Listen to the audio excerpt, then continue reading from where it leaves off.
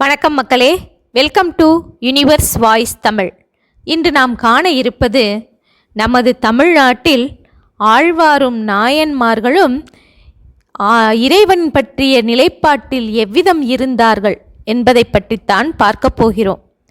நமது தேச சரித்திரத்தின் வசீகரமான ஒரு பகுதியை தென்னாட்டு கோவில்களில் காணலாம்.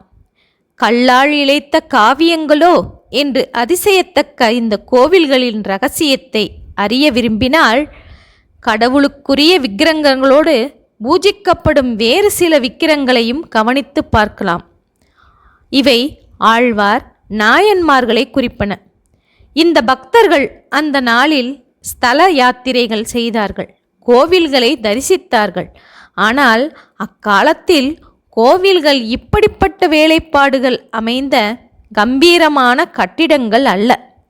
இந்த மெய்யடிகார்களின் பக்தியே பாட்டாகி கலையாகி பிரம்மாண்டமான கோவில்கள் ஆயிற்று என்றுதான் சொல்ல வேண்டும். வாழ்க்கையே ஒரு பெரிய யாத்திரைதான். இதற்கு ராஜபாதை கண்டு நமக்கும் அந்த வழியை காட்டும் கலைஞர்கள்தான் ஆழ்வார்களும் நாயன்மார்களும். நாயன்மார் என்ற சொல்லுக்கு தலைவர் என்பது பொருள். கடவுள் மீது மெய்யன்பு செலுத்தி தலைவர்கள் ஆனவர்கள்தான் இவர்கள். ஆழ்வார் என்ற பதத்திற்கு சாதாரணமாய் இறைவனுடைய குணங்களில் ஆழ்ந்து ஈடுபடுகின்றவர்கள் என்று பொருள் கொள்ளலாம். ஆனால் நம்மை ஆள்பவர் என்று பொருள் கொள்வதும் உண்டு. இந்த பொருளில் ஆழ்வார்களும் கடவுள் மீது மெய்யன்பு செலுத்தி நம்மை ஆளும் தலைவர் ஆகின்றார்கள். நாயன்மார் 63, ஆழ்வார்கள் 12. இவர்கள் இடைக்காலமாகிய பல்லவர் காலத்தில் வட இந்தியாவின் நாகரிகமும் கலைகளும் தென் இந்தியாவின் நாகரிகத்தோடும் கலைகளோடும் ஒற்றுமைப்பட்டு கலந்ததன் பயனாக தமிழ்நாட்டிலே பல இடங்களில் தோன்றினார்கள். ஆழ்வார் பிரபந்தங்களை நாதமுனிகள் தேடிக் கண்டு வெளியிட்டது போல, நம்பியாண்டார் நம்பி என்கிற சிவனேசர், திருஞான சம்பந்தர் முதலானவர்கள் அருளிய தேவாரம் முதலியவற்றை பிரசித்தப்படுத்தினார். இந்த அடியார்கள் பல்வேறு ஜாதிகளைச் சேர்ந்தவர்கள். இவர்களில் பிராமண குலத்தில் தோன்றிய மதுரகவி ஆழ்வார் வேளாள குலத்தில் பிறந்த நம்மாழ்வாரை குருவாகவும் தெய்வமாகவும் போற்றினார். அப்படியே பிராமண குலத்தில் பிறந்த அப்போதியடிகள் வேளாள குலத்தில் தோன்றிய திருநாவுக்கரசரை குருவாகவும் தெய்வமாகவும் வழிபட்டார்.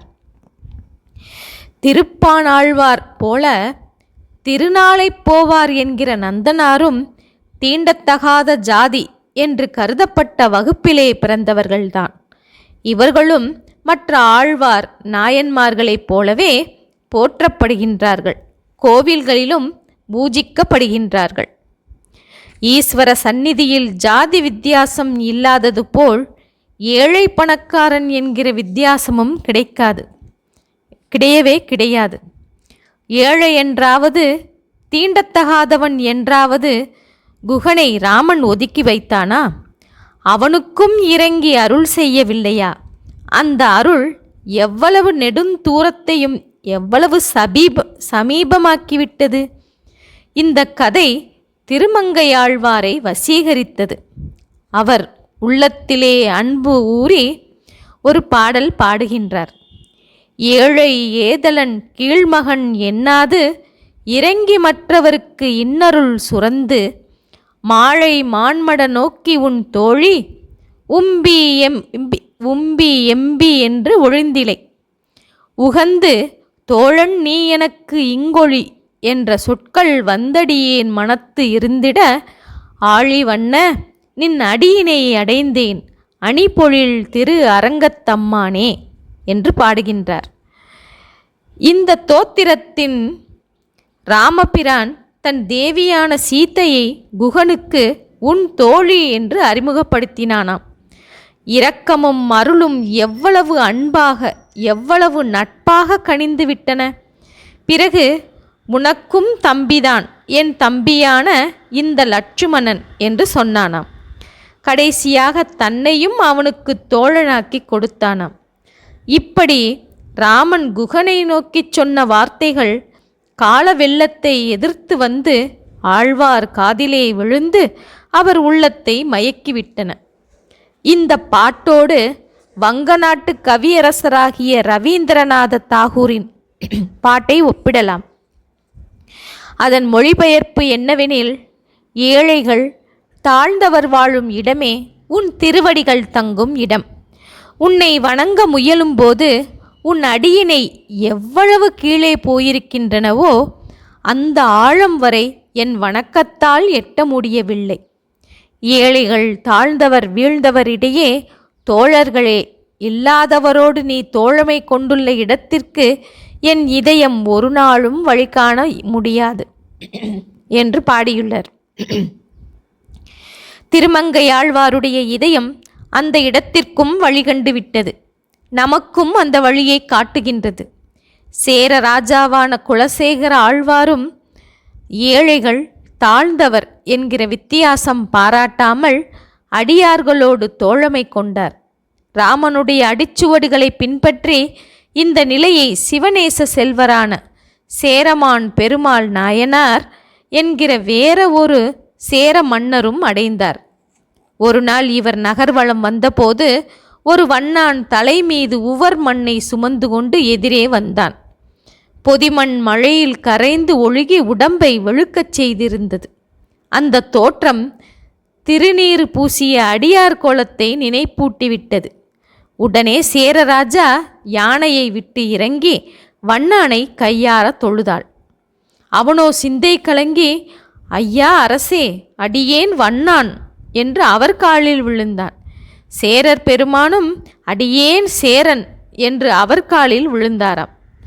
ஈஸ்வரனுடைய அடியினை எவ்வளவு கீழே போயிருக்கின்றதோ அந்த ஆழம் வரை தம்முடைய வணக்கத்தால் எட்டி பார்த்த மெய் அன்பர்கள் அல்லவா இந்த நாயன்மார்களும் ஆழ்வார்களும். இவர்களுக்கு தேசம், பாஷை முதலான வித்தியாசங்கள் இல்லை. செந்திரத்த தமிழோசை வடசொல்லாகி திசை நான்குமாய் என்று விஷ்ணுவை திருமங்கையாழ்வார் வர்ணிப்பதோடு, ஆரியன் கண்டாய், தமிழன் கண்டாய், என் திசைக்கும் விளக்காகி நின்றான் கண்டாய் என்று இவ்விதமாக திருநாவுக்கரசர் சிவபெருமானை வர்ணிப்பதை ஒப்பிடலாமல்லவா? பழைமை, புதுமை என்கிற துர அபிமானங்களும் இந்த அன்பர்களுக்கு இல்லை. கடவுளும் அவனை அடையச் செய்யும் அன்பு நெறியும் பழைமைக்கும் பழமைதான், புதுமைக்கும் புதுமைதானே. அன்புதான் முக்கியம், வேஷம் பிரயோஜனம் இல்லை என்பது கடவுளை அன்பாக கண்ட சைவ வைஷ்ணவ மெய்யடியார்களின் பொதுவான சித்தாந்தம்.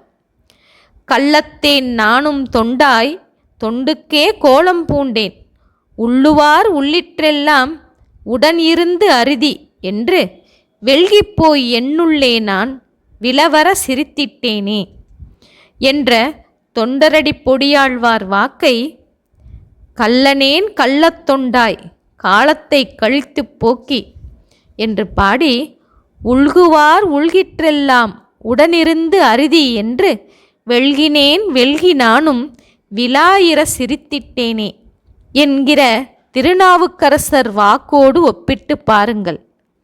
ஆஷாட பூதிகளின் நிலையை தங்கள் சொந்த அனுபவம் போல் ஹாஸ்யரசம் தோன்ற, அதாவது நகைச்சுவை தோன்ற பாடி பரிகசிக்கும் இந்த இருவர் வாக்கிலும் பொருளேயன்றி சொல்லும் எவ்வளவு தூரம் ஒத்துப்போயிருக்கின்றது பார்த்தீர்களா?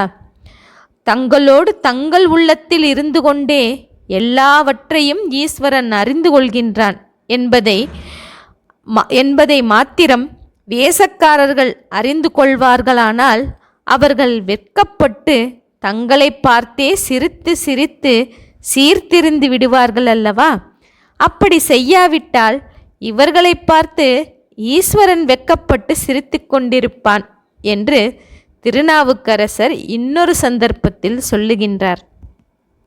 இப்படிப்பட்ட கொள்கைகளை உடைய சைவ வைஷ்ணவ சமயங்கள் சாராம்சத்தில் எவ்வளவு ஒற்றுமையோடு இருக்கின்றன. ஒரே பக்தி பிரவாகம் வைஷ்ணவம் சைவம் என்கிற இரண்டு நதிகளாக ஓடி சமயத்தையும் கலைகளையும் வளர்த்து தமிழ் நாகரிகத்தை அழகுறச் செய்தது.